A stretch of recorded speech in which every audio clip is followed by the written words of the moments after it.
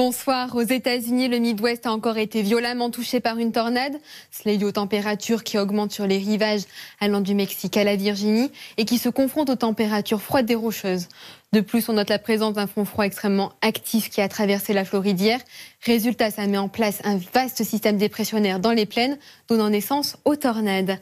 En France, l'anticyclone nous protège toujours et il continue à se déplacer très lentement.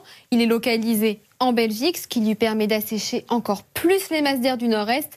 Cependant, dans le sud, on voit une légère instabilité s'installer sur les reliefs. Donc dès le réveil du soleil, oui, mais des nappes de brouillard également.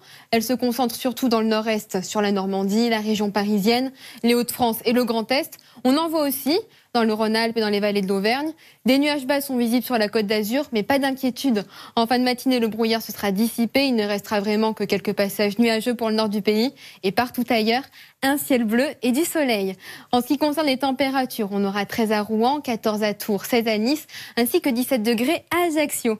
Vers 14h, on note toujours la présence de nuages sur les régions situées au nord de la Seine, les Hauts-de-France, la Champagne-Ardenne jusqu'en Lorraine. Des nuages aussi qui circulent sur les Pyrénées, le Massif central, les Alpes du Sud et le relief de la Corse. Il est possible que quelques averses orageuses se manifestent localement, mais elles ne seront que passagères. Sinon, on le voit, le reste du pays est sous le soleil. C'est un temps qui est digne d'une mi-juin, avec des températures 5 degrés au-dessus des normales de saison. On attend jusqu'à 28 degrés dans les Landes. Il fera 24 à Toulouse, 21 à Montpellier. Un petit peu plus frais à Nice, avec 17 degrés.